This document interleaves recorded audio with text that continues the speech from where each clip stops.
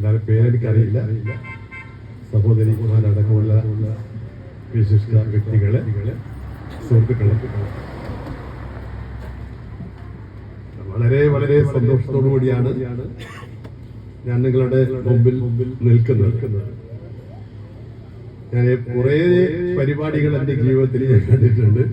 പക്ഷേ ഇവിടെ ഒരു വ്യത്യസ്തമായ പരിപാടി ഞാൻ കാണുന്നു. മഹാത്മാഗാന്ധിജിക്ക് ഒരു പുഷ്പാർച്ചനയും ഒരു കൊടി ഉയർത്തലും ഈ റോഡ് സൈഡിൽ ഇങ്ങനെ ഒരു കുടുംബ സംഘവും ഇതെന്റെ ജീവിതത്തിലെ പല സംഭവങ്ങളിൽ അപൂർവ സംഭവങ്ങളിൽ ഒന്നാണ്. എന്നാലും വളരെ സന്തോഷം. എനിക്കിവിടെ വരുമ്പോ കഴുത്തിന് ഒരു ഷോള് കിട്ടി. അത് എന്നെ ഏറ്റവും അധികം സന്തോഷിപ്പിക്കുന്ന ഒരു കാര്യമാണ്. ഇങ്ങനെ ഒരു ഷോള് കിട്ടുക എന്ന് പറഞ്ഞാൽ ഇതിൽ പരം അഭിമാനം ആയിട്ടൊന്നുമില്ല. കാരണം ഇതിന്റെ മഹത്വം എത്ര ആളുകൾക്ക് അറിയാം എന്നെനിക്കറിയില്ല. പക്ഷെ ഇന്ത്യൻ നാഷണൽ കോൺഗ്രസിന്റെ ചരിത്രവും ഇന്ത്യയുടെ ചരിത്രവും അത് മനസ്സിലാക്കിയ പഠിച്ചിട്ടുള്ള ഒരു രാഷ്ട്രീയ പ്രവർത്തകൻ എന്ന നിലയിൽ അത് ഉൾക്കൊണ്ടുകൊണ്ടാണ് ഞാൻ ഇത്രയും കാര്യങ്ങൾ പറഞ്ഞത്. കാരണം ഗാന്ധി എന്ന് പറയുന്ന ആളെ കുറിച്ച് പോലും നമുക്ക് ഇന്നത്തെ തലമുറയിലെ കോൺഗ്രസുകാർക്ക് പോലും വലിയ നിശ്ചയമുണ്ട് എന്നെനിക്ക് തോന്നുന്നില്ല. കാരണം ഗാന്ധിജി ആരായിരുന്നു, അദ്ദേഹം ഈ രാജ്യത്തിന് എന്താണ് സംഭാവന ചെയ്തത്, അദ്ദേഹത്തിന്റെ ജീവിതം എന്തായിരുന്നു എന്നും ഇന്നത്തെ തലമുറയിലെ ആളുകൾക്ക് അറിയില്ല.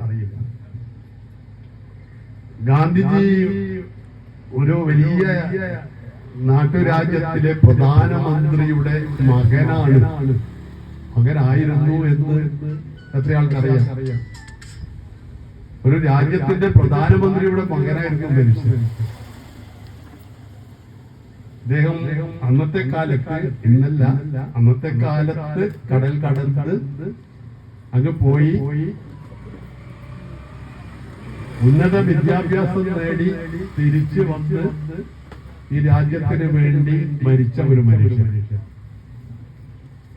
അതിന് സമാനമായിട്ടും അതിനും പ്രാധാന്യത്തോടുള്ള മറ്റൊരു കുടുംബം, ഞാനിത് പറയുന്നതിന് മുമ്പ് ആമുഖമായിട്ട് പറയാം. ഒരു കുടുംബം ഉള്ളത് നെഹ്റുവിന്റെ ഒരു കുടുംബമാണ്. ഗാന്ധിജിയുടെ കുടുംബവും നെഹ്റുവിന്റെ കുടുംബവും ഇവർ തമ്മിൽ ബന്ധം. ലോകത്തിലെ ഏറ്റവും പ്രധാനപ്പെട്ട ഒരു കുടുംബമാണ് നെഹ്റുവിന്റെ കുടുംബം. ഇതെല്ലാം നമ്മൾ ഇന്നത്തെ തലമുറ കുട്ടികൾ പഠിക്കേണ്ട ഒരു ചരിത്രമാണ്. എന്നാലേ നമ്മുടെ രാജ്യത്തെ ഇന്നത്തെ എല്ലാ പ്രശ്നങ്ങൾക്കും പരിഹാരം കാണാൻ നമുക്ക് സാധിക്കും. ഇന്ത്യയില് ഒരു സ്വാതന്ത്ര്യ സമരം നടന്നു, അതെല്ലാവർക്കും അറിയാം. 1947 സ്വാതന്ത്ര്യം ലഭിച്ചതിന് ശേഷമാണ് നമുക്ക് ഒരു രാജ്യം, ഇന്ത്യക്കാരനെ ഭരിക്കുന്ന ഒരു രാജ്യം, ജനാധിപത്യ രാജ്യം, മതേതര രാജ്യം നമുക്കുണ്ടായത്. അതുവരെയെല്ലാം നമ്മളെ ഭരിച്ചിരുന്നത് ബ്രിട്ടീഷുകാരനായിരുന്നു. അതിനു മുമ്പിൽ മുഗൾ രാജാക്കന്മാരായിരുന്നു. അതിനു മുമ്പ് ഫ്രാൻസും ഫ്രഞ്ചും പോർച്ചുഗീസുകാരും ഒക്കെയുള്ള ആളുകളാണ്. എല്ലാവരും ഇന്ത്യയിലേക്ക് വന്നിട്ട് നമ്മുടെ ഈ മനോഹരമായ സമ്പൽ സമൃദ്ധമായ ഈ രാജ്യത്തെ ഭരിച്ച് കൊള്ളയടിച്ച് എല്ലാവരും പോയി.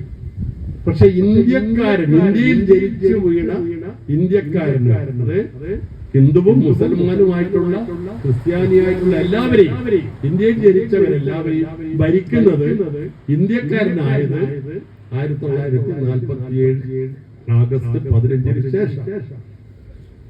അതിന് നിമിത്തമായി തീർന്നിട്ടുള്ള ആളാണ് ഒന്ന് മഹാത്മാഗാന്ധിയും ഒന്ന് ജവഹർലാൽ നെഹ്റു. ഈ ജവഹർലാൽ നെഹ്റുവിന്റെ കുടുംബത്തെ കുറിച്ച് ഇന്നത്തെ തലമുറയിലെ കുട്ടികൾക്ക് ഏറി വന്ന ഇന്ദിരാഗാന്ധിയെ പറ്റി അറിയാം, അല്ലെങ്കിൽ രാജീവ് ഗാന്ധിയെ കുറിച്ച് അറിയാം. ഇവർ രണ്ടുപേരും ഈ രാജ്യത്തിന് വേണ്ടി, ഭാരതത്തിന് വേണ്ടി അവർ രക്തം ചീന്തി മരിച്ചവരാണ് എന്നറിയാം. ഇന്ന് രാഹുൽ ഗാന്ധിയെ കുറിച്ചും പ്രിയങ്ക ഗാന്ധിയെ കുറിച്ചും ഒക്കെ അറിയാം. പക്ഷെ യഥാർത്ഥത്തിൽ നമ്മുടെ ഈ രാജ്യത്തെ കെട്ടിപ്പടുത്തിട്ടുള്ള ഒരു കുടുംബം എന്ന് പറയുന്നത് അതാണ് നെഹ്റുവിന്റെ കുടുംബം. നെഹ്റുവിന്റെ എന്ന് പറയുമ്പോൾ ജവഹർലാൽ നെഹ്റുവിന്റെ പിതാവ് മോട്ടിലാൽ നെഹ്റു, ആ മോട്ടിലാൽ നെഹ്റുവിന്റെ പിതാവ് ഗംഗാധർ നെഹ്റു. ഇതൊന്നും ഇന്നത്തെ കുട്ടികൾക്ക് അറിയില്ല. ഇന്ത്യക്കുള്ള ആദ്യത്തെ സ്വാതന്ത്ര്യ സമരം നമ്മളൊക്കെ പഠിക്കുമ്പോ ഝാൻസി റാണിയുടെ നേതൃത്വത്തിലുള്ള ഒരു ഒന്നാം സ്വാതന്ത്ര്യ സമരമുണ്ട്. ആ സ്വാതന്ത്ര്യ സമരത്തിന് നേതൃത്വം കൊടുത്ത ആളുടെ പേരാണ് ഗംഗാധർ നെഹ്റു. ആ ഗംഗാധർ നെഹ്റുവിന്റെ മകനായിട്ടുള്ള മോട്ടിലാൽ നെഹ്റു എന്ന് പറയുമ്പോ അതെത്ര കൊല്ലം മുമ്പിലാണ്? ജവഹർലാൽ നെഹ്റു എത്ര കൊല്ലം മുമ്പിലാണ്? ഇന്ദിരാഗാന്ധി എത്ര കൊല്ലം മുമ്പിലാണ്? ഇതെല്ലാം നമ്മൾ ഭാവനയിൽ കാണണം. ഇപ്പൊ ജവഹർലാൽ നെഹ്റുവിനെ കുറിച്ചും ഗംഗാധർ നെഹ്റുവിനെ കുറിച്ചും പറയുമ്പോൾ അവരൊക്കെ നമ്മള് നിസ്സാരമായിട്ടുള്ള ആളുകളല്ല. അവരൊക്കെ ഇന്ത്യയെ വിലക്ക് വാങ്ങാൻ സാധിക്കുന്ന അത്രയും വലിയ പൈസയുള്ള ധനാഢ്യന്മാരായ ആളുകളാണ്. ബ്രിട്ടീഷുകാരന്റെ മുഖത്ത് നോക്കി ചോദിച്ചതാണ്, ഇന്ത്യയെ വിൽക്കുന്നു, ഞാൻ എടുക്കാൻ തയ്യാറാണ് എന്ന് പറഞ്ഞ ആളാണ് മോട്ടിലാൽ നെഹ്റു. അദ്ദേഹം ഒരു വലിയ വക്കീലായിരുന്നു. ഒരു ദിവസം കോടതിയിൽ പോയാല് ഒരു കൊല്ലം ജീവിക്കാനുള്ള പൈസ ഉണ്ടാക്കുന്ന ആളാണ് മോട്ടിലാൽ നെഹ്റു. അയാളുടെ മകനാണ് പണ്ഡിറ്റ് ജവഹർലാൽ നെഹ്റു. ഇവരൊക്കെ വിദേശത്ത് പോയി പഠിച്ചവരാണ്. ഗാന്ധിജിയും മോട്ടിലാലും ജവഹർലാൽ നെഹ്റുവും ഇന്ദിരാഗാന്ധിയും എല്ലാവരും പഠിച്ചവരെ ഇവിടെ നിന്നല്ല പഠിച്ചത്. അന്നത്തെ കാലത്ത് കടൽ കടന്ന് പോയി പഠിച്ച് നല്ല വിദ്യാഭ്യാസം നേടി വന്ന ആളുകളാണ് അവരെല്ലാവരും. അവരെ കുറിച്ച് ഇപ്പൊ എന്താണ് പറയുന്നത് ബിജെപിക്കാരൻ?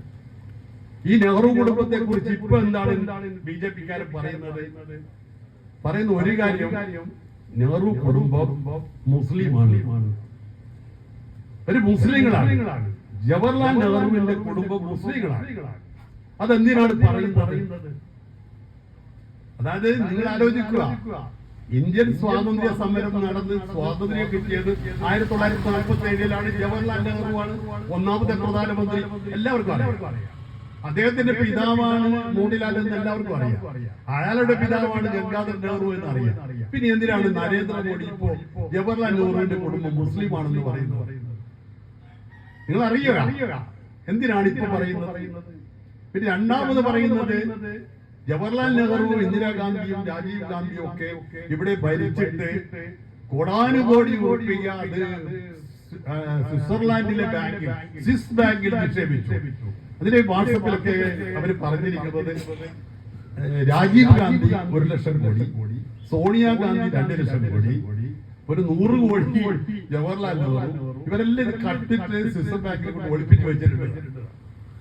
അപ്പൊ ഇതൊക്കെ ഞങ്ങൾ അധികാരത്തിൽ വന്ന് പിടിച്ചിട്ട് ഇന്ത്യയിലെ ഓരോ ആളുകളുടെ പേരിലും 15 ലക്ഷം റുപ്യ നേടുന്നതാണ് മോഡി പറഞ്ഞത്. അപ്പൊ മോഡി പറഞ്ഞ 2 കാര്യം. ഒന്ന്, എല്ലാവർക്കും 15 ലക്ഷം കട്ട്, കോൺഗ്രസ് നേതാക്കന്മാര് കട്ടുകടത്തിയ പൈസ പിടിച്ചിട്ട് നിങ്ങൾക്ക് എല്ലാവർക്കും 15 ലക്ഷം. പിന്നെ രണ്ടാമത്, ഇത് ഇന്ത്യക്കാരായിട്ടുള്ള ജനങ്ങളെ മുഴുവൻ കൊള്ളയടിക്കാൻ കൂട്ടുനിന്ന ഒരു വലിയ വംശമുണ്ട്, മുഗൾ വംശവും അതിന്റെ പിന്തുടർച്ചക്കാരായ മുസ്ലിങ്ങൾ. അവർ അക്രമകാരികളാണ്. അവരുടെ കുടുംബത്തിൽ നിന്ന് വന്നവരാണ്. ഇവര് മുസ്ലിം കുടുംബമാണ് എന്ന് ഇന്ത്യയിൽ പറയാണ്. എന്താണ് കാരണം? നമ്മൾ വളരെ ഗൗരവമായി ആലോചിക്കേണ്ട ഒരു വിഷയമാണ്. കാരണം ഇന്ത്യ എന്ന് പറയുന്ന രാജ്യത്ത് ആകെയുള്ള ജനസംഖ്യ, ജനങ്ങൾ 100 പേരാണ്. ഞാനൊരു ഉദാഹരണം പറയുന്നതാണ്. 100 പേര്. ആ 100 പേരിൽ 80 പേര് ഹിന്ദുക്കളാണ്. അതിൽ ഞാനും ഒരു ഹിന്ദുവാണ്. 100 80 പേര് ഹിന്ദുവാണ്. ബാക്കി 20 പേരാണ് ക്രിസ്ത്യാനിയും മുസൽമാനും പാർസിയും സിഖും എല്ലാം ഉള്ളത്. അപ്പൊ ഭൂരിപക്ഷമാരാണ് ഹിന്ദുക്കളാണ്. അപ്പൊ ഹിന്ദുക്കളായിട്ടുള്ള ഇപ്പൊ മഹാകുംഭമേളയിൽ നിങ്ങൾ കാണുന്നില്ലേ? ആ കുംഭമേളയിൽ എത്ര ആയിരങ്ങളെ ഒരു സന്യാസിമാരെ നിങ്ങൾ കാണുന്നില്ലേ? വെള്ളത്തിൽ മുങ്ങുന്നത് കാണുന്നില്ലേ? പക്ഷെ മോഡി മുങ്ങിയിട്ടില്ല. മോഡി തലമാത്രം ഒഴിച്ചു വെച്ച് ബാക്കി മുങ്ങിയിട്ടുണ്ട്. നിങ്ങൾ അറിയുക. അപ്പൊ ഇങ്ങനെയുള്ള ഈ ഹിന്ദുമതത്തിലെ അങ്ങേയറ്റത്തിൽ വട്ടളങ്ങിയിട്ടുള്ള ആളുകളുടെ മുമ്പിൽ ഈ ഇന്ത്യ ഭരിക്കുന്നത് നെഹ്റുവാണ്, കള്ളന്മാരാണ്, കുടുംബ പാരമ്പര്യമാണ്, അവര് മുസ്ലിങ്ങളാണ് എന്നൊക്കെ പറഞ്ഞ് അവരെയൊക്കെ ഈ ഹിന്ദു വികാരം അടിച്ചേൽപ്പിച്ച് ഭൂരിപക്ഷ വർഗീയതയെ ആളിക്കത്തിക്കുന്ന ആ ഒരു പ്രചരണമാണ് ഇവർ നടത്തിക്കൊണ്ടിരിക്കുന്നത്. അപ്പൊ എന്റെ സ്വാഭാവികമായിട്ട് എന്റെ ഒരു ചോദ്യമുണ്ട്, എന്താണ്? കാരണം മുസ്ലിം കുടുംബത്തിൽ നിന്ന് ഒരു വലിയ കുടുംബം ഇങ്ങോട്ട് വന്നു, ഹിന്ദു കുടുംബത്തിൽ. ഞാൻ ഹിന്ദുവാണ്. അപ്പൊ മുസ്ലിം കുടുംബത്തിൽ കുറെ ആളുകൾ നമ്മൾ ഹിന്ദു കുടുംബത്തിലേക്ക് വന്നു. നമ്മളതിനെ സ്വാഗതം ചെയ്യല്ലേ വേണ്ടത്? ജവഹർലാൽ നെഹ്റുവിന്റെ അടക്കമുള്ള കുടുംബം ഹിന്ദുക്കളായിട്ട് ഇവിടെ വന്നിട്ട് എത്രയും കാലം ജീവിക്കും, അവരെ സ്വാഗതം ചെയ്യല്ലേ വേണ്ടത്? പിന്നെ എന്തിനാ അവര് മുസ്ലിം കുടുംബം എന്ന് പറഞ്ഞിട്ട് ഒറ്റപ്പെടുത്താൻ നിൽക്കുന്നത്? അപ്പൊ ഇരട്ടത്താപ്പാണ്. അപ്പൊ നെഹ്റു കുടുംബം ഈ രാജ്യത്തിന് എന്താണ് ചെയ്തത്? ഇന്ത്യൻ സ്വാതന്ത്ര്യ സമരത്തിൽ അവർ എന്തൊക്കെയാണ് അവരെ പങ്ക്? സുബഹി നിസ്കാരം മുതൽ ഈസാ നിസ്കാരം വരെയുള്ള 5 നേരത്തെ നിസ്കാരങ്ങളും ആ ബാങ്ക് വിളികളിൽ കേട്ട് വളർന്ന ഒരു മനുഷ്യനാണ് ഞാൻ. എന്റെ നാട്ടിന്റെ സംസ്കാരം, ഹൈന്ദവ സംസ്കാരവും മുസ്ലിം സംസ്കാരം എല്ലാം കൂടി വളരെ ഞാനൊക്കെ ഈ മുസ്ലിം വീടുകളിൽ പോയിട്ട് അവിടെ കരത്തടയിൽ കിടന്നു തുടങ്ങിയിട്ടും അവിടെ ജീവിച്ച് എന്റെ വീട് ആജിക്കയില്ലായിരുന്നത് ഞാനില്ല എന്ന് പറയുന്നത് പോലെ നമ്മുടെ നാട് അത്രമാത്രം ഇതാണ്. അങ്ങനെയുള്ള ഒരു നാട്ടിൽ അങ്ങനെ ഒരു സൗഹൃദത്തോടു കൂടി ജീവിച്ച ഒരു ഇന്ത്യ, ആ ഇന്ത്യയാണ് ഇന്ന് ഇത്തരം വർഗീയ ഫാസിസ്റ്റുകൾ അവരുടേതായ താല്പര്യങ്ങൾക്ക് അനുസൃതമായി വളച്ചു കെട്ടി ഇല്ലാത്ത കഥകൾ മെലിഞ്ഞ് ഒരു ഇന്ത്യൻ നാഷണൽ കോൺഗ്രസ് എന്ന് പറയുന്ന മഹത്തായ പ്രസ്ഥാനത്തെ നശിപ്പിക്കാൻ ശ്രമിക്കുന്നത്. ഇത് വടക്കേ ഇന്ത്യയിൽ ഇന്ന് അത് വളരെ വ്യാപകമായി നടക്കുകയാണ്. നമുക്ക് എല്ലാവർക്കും വളരെ ജാഗ്രതയോട് നിൽക്കേണ്ട സമയമാണ്. അപ്പൊ അങ്ങനെയുള്ള ഒരു സാഹചര്യത്തിലാണ് ഇവിടെ ഒരു കുടുംബ സംഗമം ഇവിടെ വിളിച്ചു ചേർത്തിട്ടുള്ളത്. ഇതിലെനിക്ക് പങ്കെടുക്കാൻ സാധിച്ചതിൽ വളരെയധികം സന്തോഷം തോന്നുകയാണ്.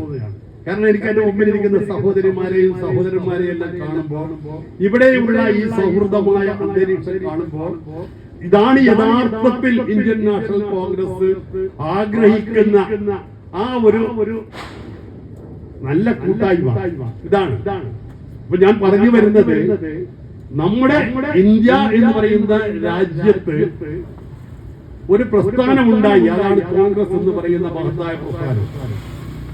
ആ മഹത്തായ പ്രസ്ഥാനം, ഇന്ത്യൻ നാഷണൽ കോൺഗ്രസ് എന്ന് പറയുന്ന മഹത്തായ പ്രസ്ഥാനത്തെ തകർക്കാൻ വേണ്ടി ഇന്ന് കൊണ്ടുപിടിച്ച ശ്രമമാണ്. അപ്പൊ നിങ്ങൾ കേരളത്തിൽ കാണുന്നുണ്ടല്ലോ, കേരളത്തിൽ ഇപ്പൊ എന്താ നടക്കുന്നത്? ഇപ്പൊ കേരളത്തിൽ ഇന്ത്യൻ നാഷണൽ കോൺഗ്രസും ഇന്ത്യൻ യൂണിയൻ മുസ്ലിം ലീഗും അതുപോലെയുള്ള ജനാധിപത്യ കക്ഷികളെല്ലാവരും കൂടി ചേർന്നുകൊണ്ട് നല്ല ഒരു മുന്നണിയായി ഇവിടെ ജനസമ്മതി, ജനങ്ങളുടെ എല്ലാം ആഗ്രഹങ്ങൾക്കനുസരിച്ച് അങ്ങനെ വളർന്നു വരുമ്പോ എന്താ ബോഡി ചെയ്യുന്നത്? ഈ രാജ്യത്തെ തകർത്തുകൊണ്ടിരിക്കുന്ന, ഈ രാജ്യത്തെ ഓരോ ദിവസവും കൊള്ളയടിച്ചുകൊണ്ടിരിക്കുന്ന പിണറായി വിജയന്റെ ദുർബലം, ഇത് ഇരിക്കുന്ന സാമാന്യ ബുദ്ധിയുള്ള അരിയാഹാരം കഴിക്കുന്ന ആളുകൾക്കെല്ലാം അറിയാം. പക്ഷെ കമ്മ്യൂണിസ്റ്റ് പാർട്ടി ഇന്ന് അഖിലേന്ത്യാ അടിസ്ഥാനത്തിൽ പ്രകാശ് കാരാട്ട്, പിണറായി വിജയന്റെ വലങ്കയായിട്ടുള്ള, പിണറായി വിജയന്റെ നോമിനിയായിട്ടുള്ള പ്രകാശ് കാരാട്ട് അടക്കമുള്ള ആളുകളിൽ നിന്ന് പ്രമേയം പാസാക്കിയിരിക്കുകയാണ്. ഫാസിസ്റ്റ് അല്ല മോഡി, ഫാസിസ്റ്റ് അല്ല BJP, ഫാസിസ്റ്റ് അല്ല RSS എന്ന പ്രമേയം പാസാക്കിയിരിക്കുകയാണ്. ഇതിൽ കൂടുതൽ ഞാൻ എന്താ നിങ്ങളോട് പറയേണ്ടത്? ഇന്ത്യൻ നാഷണൽ കോൺഗ്രസ് എന്ന് പറയുന്ന മഹത്തായ പ്രസ്ഥാനം ഈ രാജ്യത്ത് നടത്തിയിട്ടുള്ള ഐതിഹാസികമായ സ്വാതന്ത്ര്യ സമരം, ആ സ്വാതന്ത്ര്യ സമരത്തിൽ ആരൊക്കെയാണ് പങ്കെടുത്തത്? ആ സ്വാതന്ത്ര്യ സമരത്തിൽ പങ്കെടുത്തത് ഇന്ത്യയിലെ എല്ലാ വിഭാഗം ജനങ്ങളുമാണ്. അതിലേറ്റവും കൂടുതൽ പങ്കെടുത്ത ആളുകളും മുസ്ലിം സഹോദരന്മാർ തന്നെയാണ്. ഇക്കാര്യത്തിൽ സംശയമുണ്ടോ?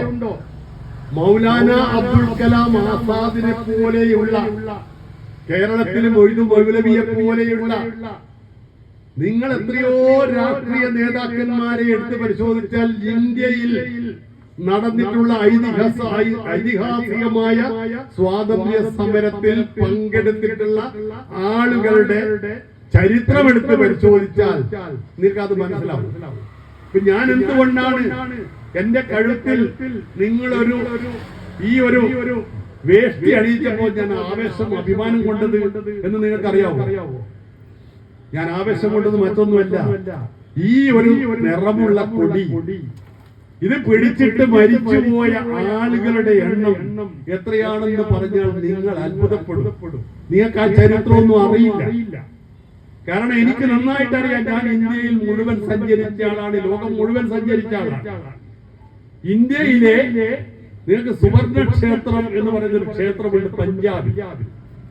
ആ പഞ്ചാബിലെ ബ്രിട്ടീഷുകാർ ഒരു നിയമം പാസാക്കിയപ്പോൾ അതിനെതിരായി ഇന്ത്യൻ നാഷണൽ കോൺഗ്രസിന്റെ ആഹ്വാന പ്രകാരം ഈ മൈതാനത്ത് 10,000-കണക്കിന് ആളുകൾ ഒത്തുകൂടി. എല്ലാവരും കോൺഗ്രസുകാരാണ്, എല്ലാവരും ഖദർ വസ്ത്രമിട്ടവരാണ്, എല്ലാവരും ഗാന്ധി തൊപ്പി ധരിച്ചവരാണ്, എല്ലാവരുടെ കൈകളിൽ കൊടികളുണ്ട്. ഈ മൈതാനത്ത് അണിചേർന്നിട്ടുള്ള ആയിരക്കണക്കിന് ആളുകൾ കൂടിച്ചേർന്ന ആ മൈതാനത്ത് ഒറ്റ ഒരു ഗേറ്റ് മാത്രമേ ഉള്ളൂ. ഞാനവിടെ പോയി കണ്ടയാളാണ്. ആ മൈതാനത്ത് ബ്രിട്ടീഷുകാരൻ അവിടത്തേക്ക് ഇരച്ചു കയറി, പട്ടാളക്കാരൻ, എന്നിട്ട് യാതൊരു മുന്നറിയിപ്പും കൂടാതെ വെടിയുതിർക്കുകയായിരുന്നു.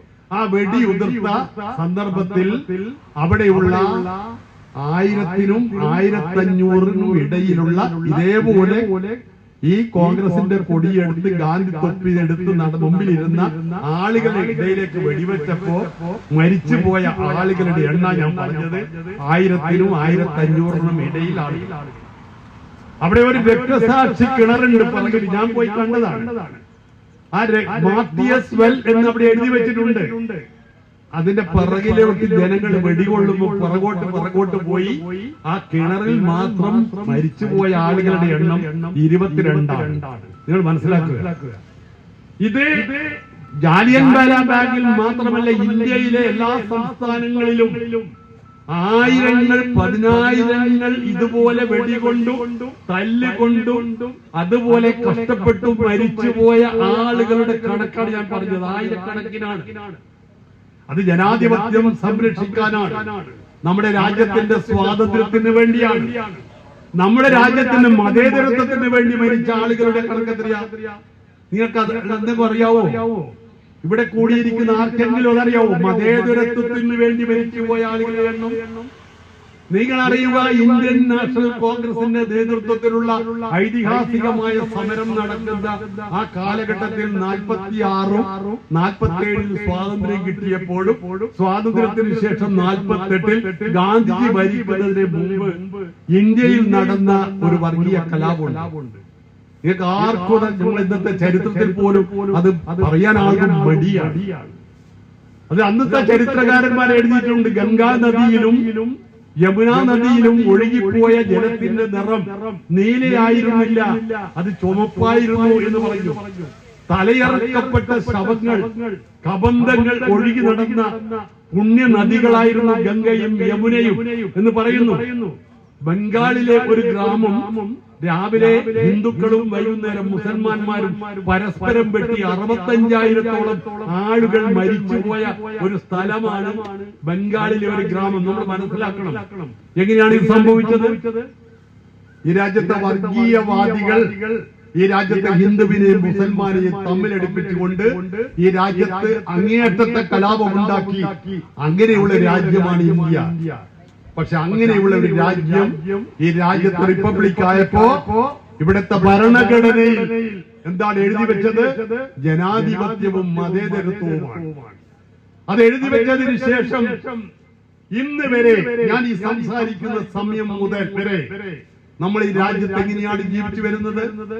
നമ്മളെല്ലാവരും ഐക്യത്തോടു കൂടി ഇവിടെ എല്ലാവർക്കും അവകാശമുണ്ട്. എനിക്ക് അമ്പലം കെട്ടാൻ അവകാശമുണ്ട്. ഈ രാജ്യത്തെ മുസൽമാന് പള്ളി കെട്ടാൻ അവകാശമുണ്ട്. വിദ്യാഭ്യാസ സ്ഥാപനങ്ങൾ തുടങ്ങാൻ അധികാരമുണ്ട്. ബിസിനസ്സുകൾ തുടങ്ങാൻ അധികാരമുണ്ട്.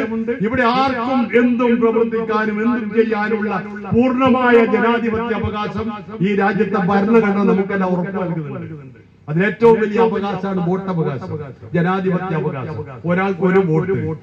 നിങ്ങൾക്ക് ഈ രാജ്യത്തെ ഭരണാധികാരികളെ നരേന്ദ്രമോദി വേണോ ഇവിടെ രാഹുൽ ഗാന്ധി വേണോ എന്ന് തീരുമാനിക്കാനുള്ള അവകാശത്തിന്റെ പേരാണ് വോട്ട് അവകാശം.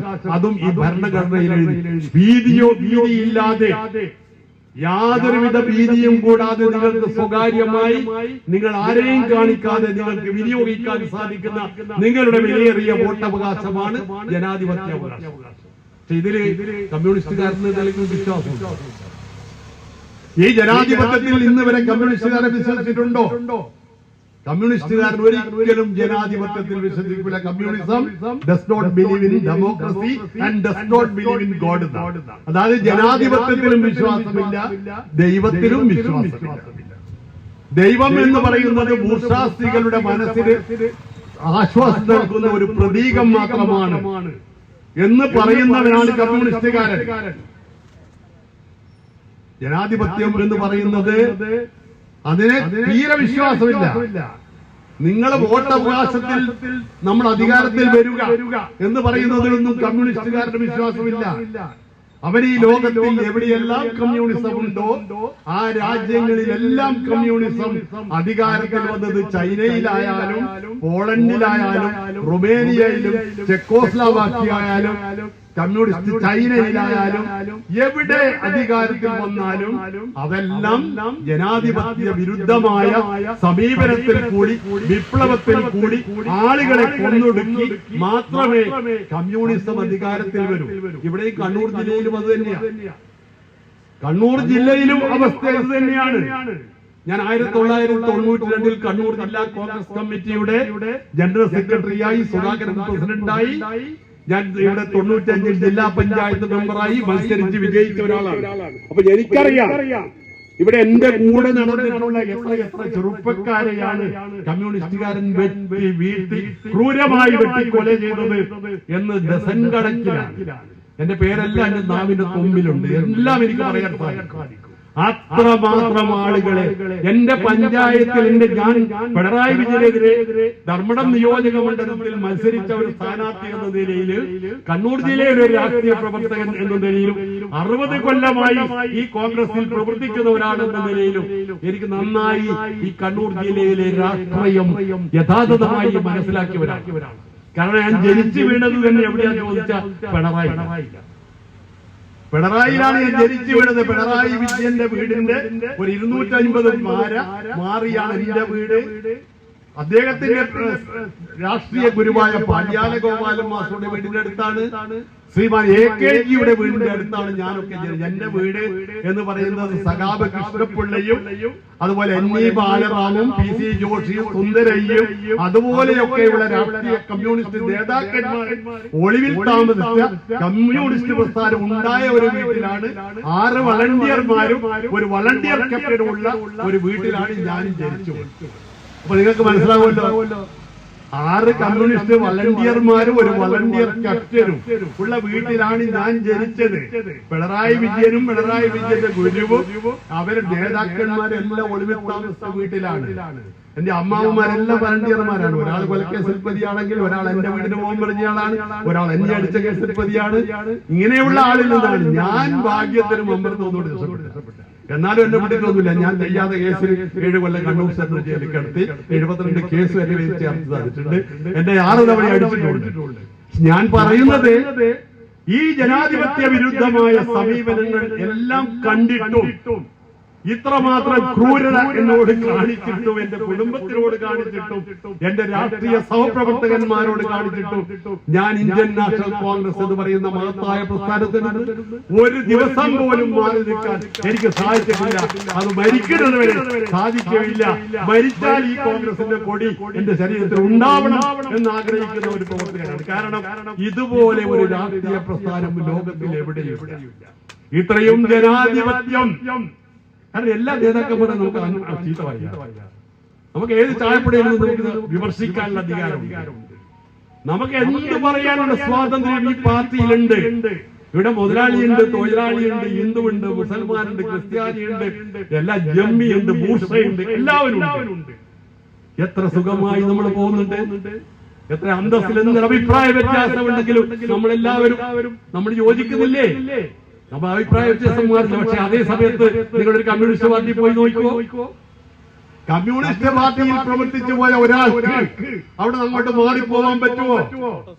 കാരണം എം വി രാഘവന്റെ അനുഭവം നമ്മൾ കണ്ടതല്ലേ. എം വി രാഘവൻ എന്ന് പറയുന്ന ആള് ഒരു കാലത്ത് ഞാനൊക്കെ രാഷ്ട്രീയ ശത്രുക്കളായി അങ്ങോട്ടും ഇങ്ങോട്ടും പോരാടിയ എം വി രാഘവൻ പിന്നീട് അദ്ദേഹം CMB എന്ന് പ്രസ്ഥാനമുണ്ടായപ്പോ അയാളുടെ കുരങ്ങിനെയും അദ്ദേഹത്തിന്റെ പാമ്പിനെയും അദ്ദേഹത്തിന്റെ വീടും അദ്ദേഹത്തിന്റെ സ്ഥാപനങ്ങളും ഓരോന്നായി നശിപ്പിച്ച് അദ്ദേഹത്തെ ഉപദ്രവിച്ച കാര്യം നമുക്കറിയില്ല. ഓരോ നേതാക്കന്മാരെയും ആരൊക്കെ ഈ പാർട്ടിയിൽ പോയിട്ടുണ്ടോ അവരെയൊക്കെ ഉപദ്രവിച്ച ചരിത്രം, അവരെയൊക്കെ കൊന്നൊടുക്കിയ ചരിത്രം, അവരെ മർദ്ദിച്ച ചരിത്രം, അവരുടെ ഓഫീസ് നശിപ്പിച്ച ചരിത്രം, ഇതൊക്കെയല്ലേ അവരുടെ ചരിത്രം. നമ്മുടെ മക്കൾക്ക് ഇന്ന് സ്കൂളിൽ പോകാൻ പറ്റുമോ? അവരെ നമ്മളെ വിശ്വസിച്ച് നമ്മളെ മക്കളെ സ്കൂളിൽ അയക്കാൻ പറ്റുമോ?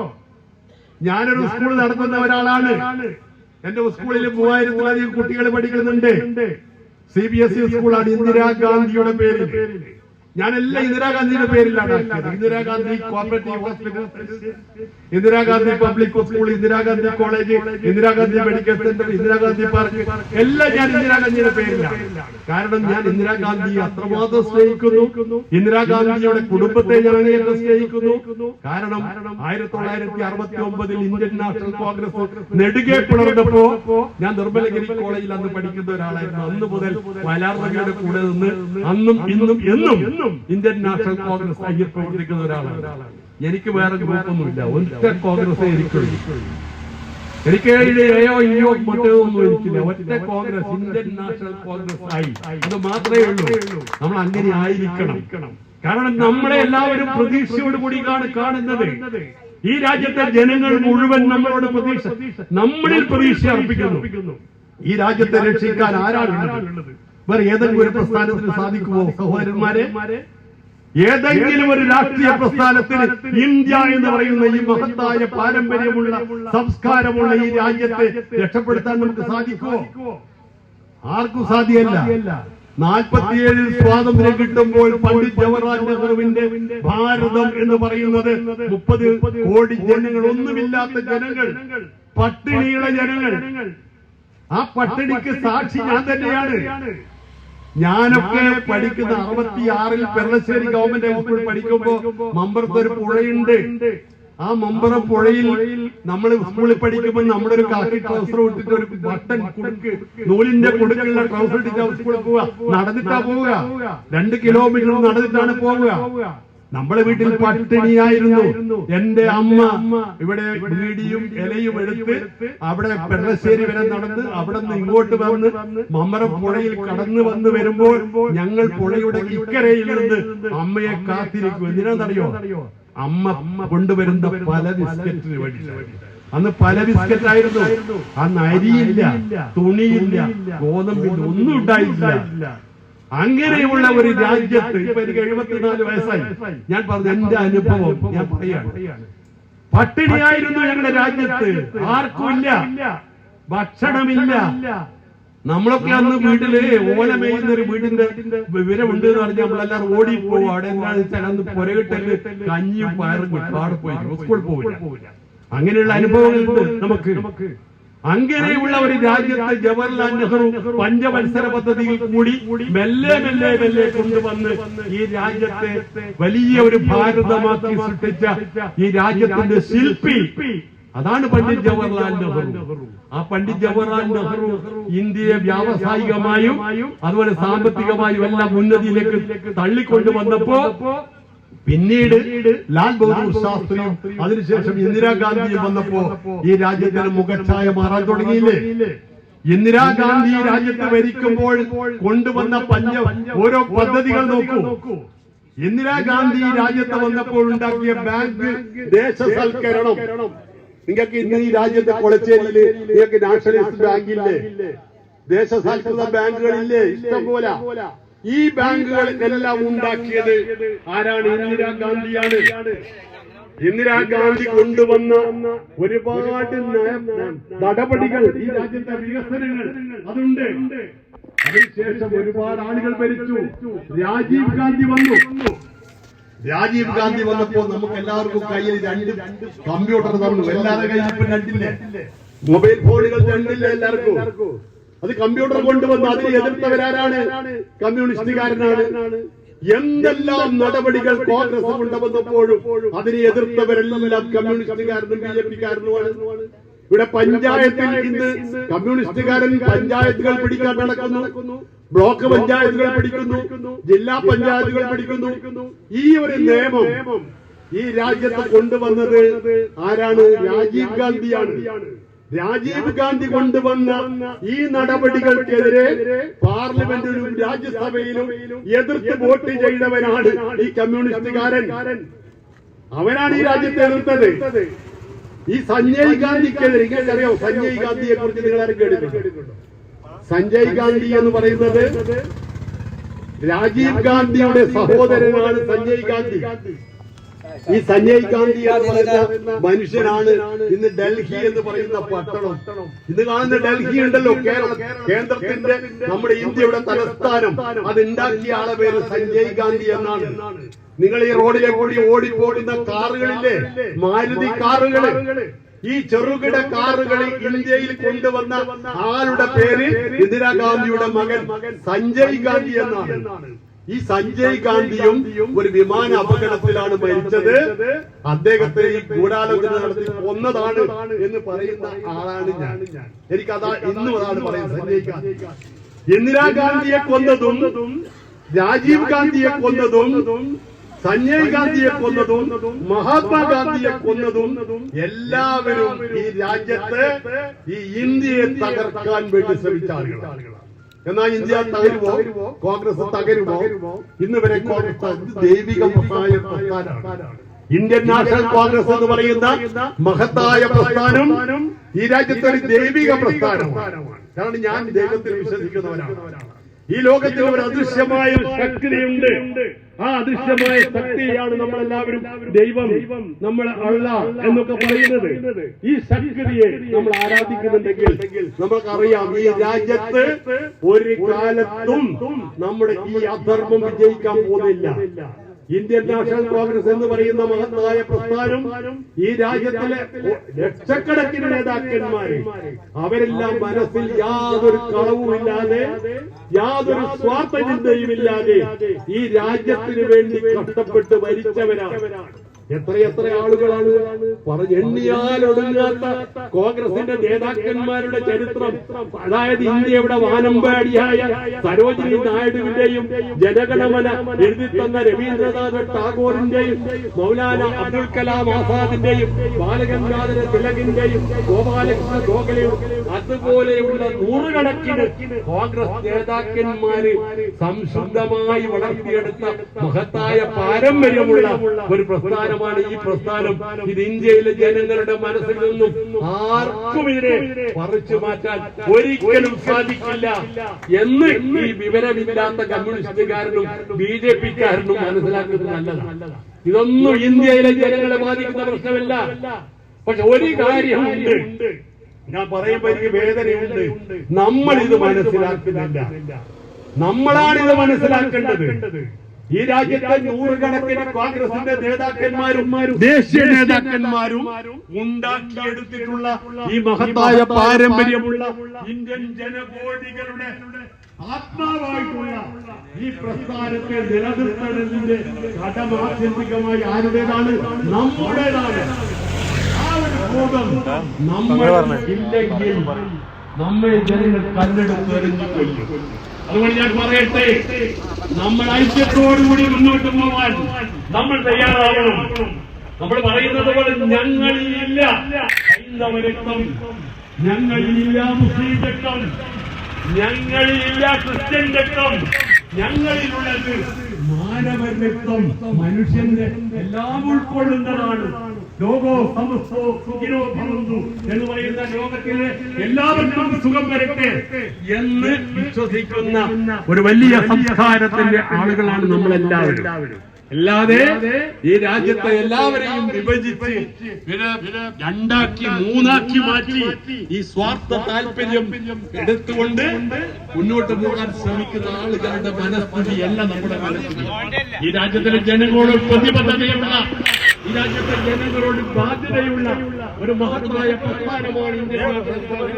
ആ മഹത്തായ പാരമ്പര്യമുള്ള ഈ കോൺഗ്രസിനെ ഒരുമയോട് നിൽക്കേണ്ടത് കോൺഗ്രസിന്റെ നേതാക്കന്മാരുടെയും ഇതിൽ വിശ്വസിക്കുന്ന പ്രവർത്തകന്മാരുടെയും കടമയാണ്. അതുകൊണ്ട് ഞാൻ പറയട്ടെ, ഞാൻ ദീർഘമായി സംസാരിക്കുന്നില്ല, മറ്റൊരവസരത്തിൽ സംസാരിക്കാം. ഞാൻ ഈ സന്ദർഭത്തിൽ ഞാൻ എന്റെ പ്രസംഗം ചുരുക്കുകയാണ്. എനിക്കിവിടെ ഇത്തരത്തിൽ ഒരു വേദി അനുവദിച്ചു വന്ന ഇവിടെയുള്ള കോൺഗ്രസിന്റെ പ്രവർത്തകന്മാരെയും നേതാക്കന്മാരെയും ഞാൻ അങ്ങേയറ്റം അഭിമാനത്തോടുകൂടി, വളരെയധികം ചാരിതാർത്ഥത്തോടുകൂടി ഞാൻ അവരെയെല്ലാം അഭിനന്ദിക്കുകയാണ്. ഇങ്ങനെ ഒരു വേദി എനിക്ക് നൽകിയതിൽ, ഇതുപോലുള്ള വേദികളിൽ ഞാൻ എന്റെ ഊർജം മരിക്കുന്നത് വരെ ഇന്ത്യൻ നാഷണൽ കോൺഗ്രസിന് വേണ്ടി ഉപയോഗപ്പെടുത്താൻ എനിക്ക് സാധിക്കണം എന്നുള്ള പ്രാർത്ഥനയാണ് എനിക്കുള്ളത്.